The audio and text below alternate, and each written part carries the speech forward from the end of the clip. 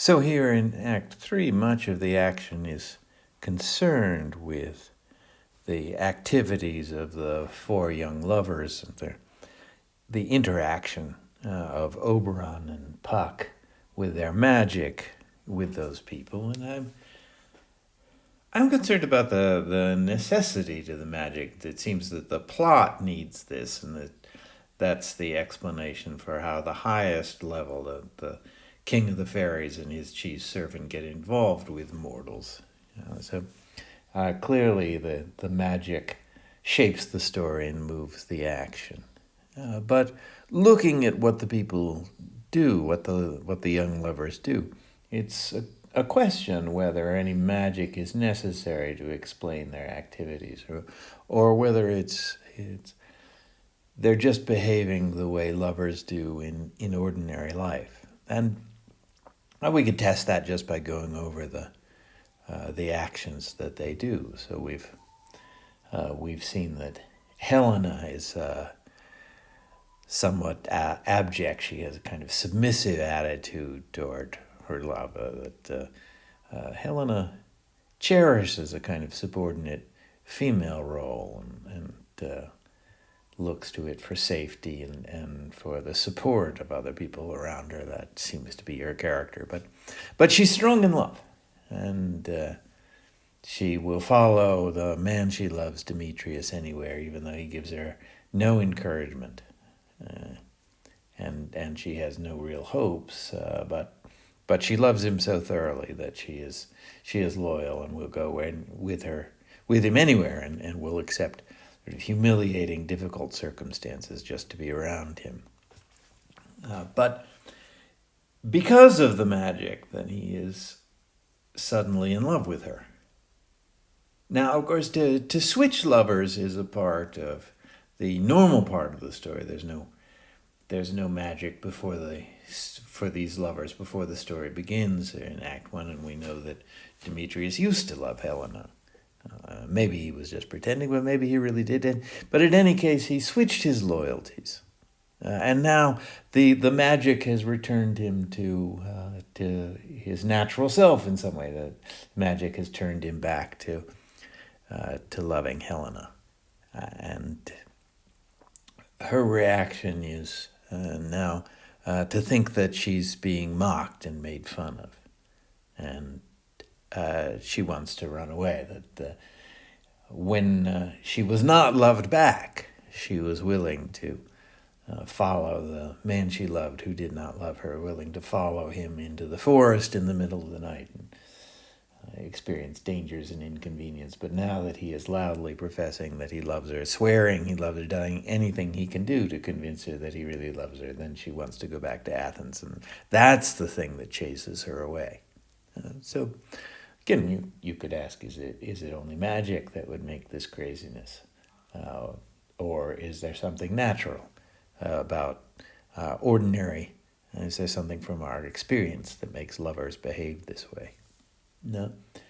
Both men have the difficulty that they've loved others. Lysander has also been changed by the magic. So they both, because of the love potion, they both been turned to lovers of Helena, and they are both swearing up and down that they love her, and this seems to be the problem they face, that they have to somehow use words to project the contents of their hearts, which works and doesn't work. At one point, Lysander says, "Well, can't you see I'm crying? That you can't fake that. That's the truth," and shows that it's true that I love you. But it seems that the more they swear, these two men, the grander their words get, the higher their claims are to be truly in love. That the more she thinks that it's just a trick, she's being fooled, and the less likely she is to believe it.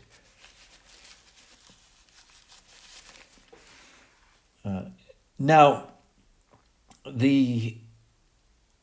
this mix-up makes, of course, an antagonism among all the characters. They all hate one another. Hermia and Helena used to be firm friends, but now because of the magic. There's deep hatred before them. Helena claims that she was always Hermia's true friend, with one exception. When she told Demetrius that they were running away, she may be being a bit kind to herself. That's a big exception. Helena has been rather disloyal and caused all this trouble. But it seems to happen that when the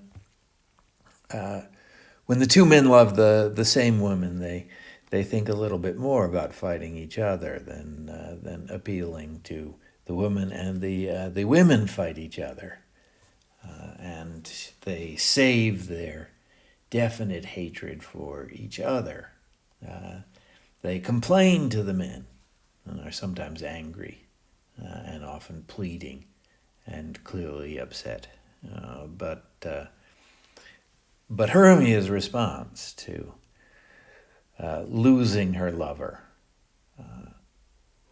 is ultimately to turn to violence to relieve her feelings, and she directs those not against Lysander, who she says has wronged her, but against Helena. So again, we could say, well, that would only happen by magic, or we could say, no, that's the way people really behave in real life. That the men are so concerned with Helena, since they love her so deeply, that they want to protect her in this dangerous situation. And it turns out that in the forest, Helena's dangers are not from chasing after young men who don't love her, or from wild beasts, from bears or boars or serpents or other creatures, but her main danger comes from Hermia, and so the men want desperately to protect her from Hermia, but then this leads to a conflict between the men, that they each one wants to be the one who protects her from Hermia, and will not allow the other to protect her from Hermia. And then the escalation of this, the next stage, is that they turn their anger on each other, and they go off to fight for the honor of protecting Hermia, and of protecting Helena rather. They want to have a duel to see which one of them is worthy of protecting Helena, and they're so interested in having this out with each other that they leave Helena entirely alone, so that Hermia can attack her. But that Hermia seems a somewhat stronger character than Helena. Helena says, I'm a right maid. That is, I so behave properly the way a woman should that I'm a coward. I don't fight. But that Helena says, well, Hermia is not a proper woman. She was even as a girl, she was a vixen at school, a female fox. She was a fighter all her life, and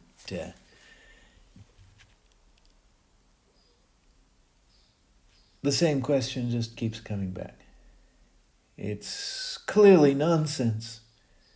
It's all not motivated by anything rational. It seems to be the strong power of love, and we could say that would only happen by some extraordinary magic that makes all this nonsense happen. Puck says famously, "Lord, what fools these mortals be." And that seems to be what we're saying.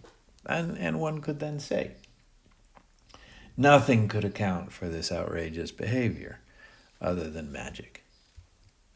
But there's always the possibility that says, well, maybe nothing accounts for this outrageous behavior, but it can't be magic because we see it all the time. This is just how people behave when they're in love. So while the Athenian youth, the young lovers from Athens, are running around and playing out their story, at the same time, the working men of Athens, the people called the mechanicals, Bottom in particular, but Quince and Snug and the others have come out to the forest to rehearse their play. They want to be ready to perform as part of the celebration of the Duke's wedding, Hippolytus and Theseus getting married.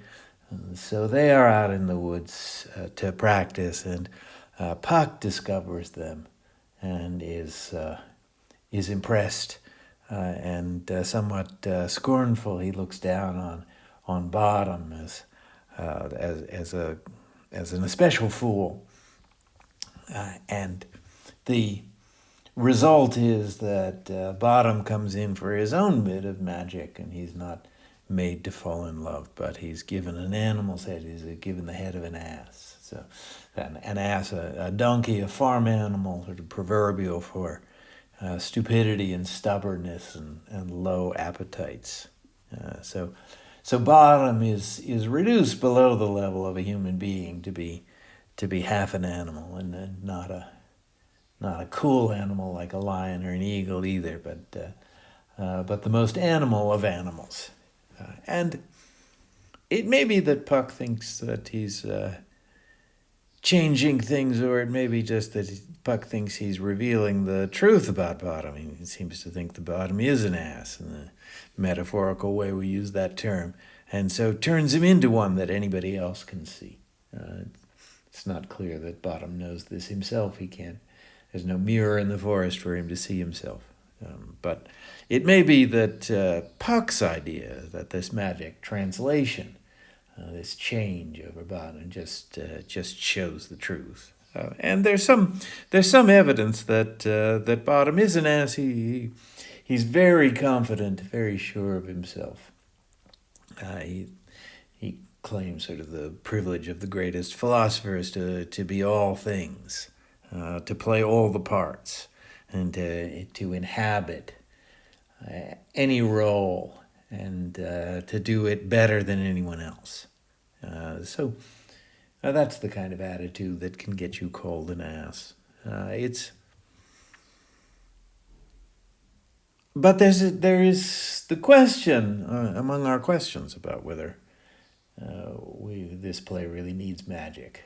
It's among our questions. Do we laugh at Bottom or laugh with him? Do we think that he's something of a comic hero, or do we think that he's a ridiculous person, deserving of humiliation?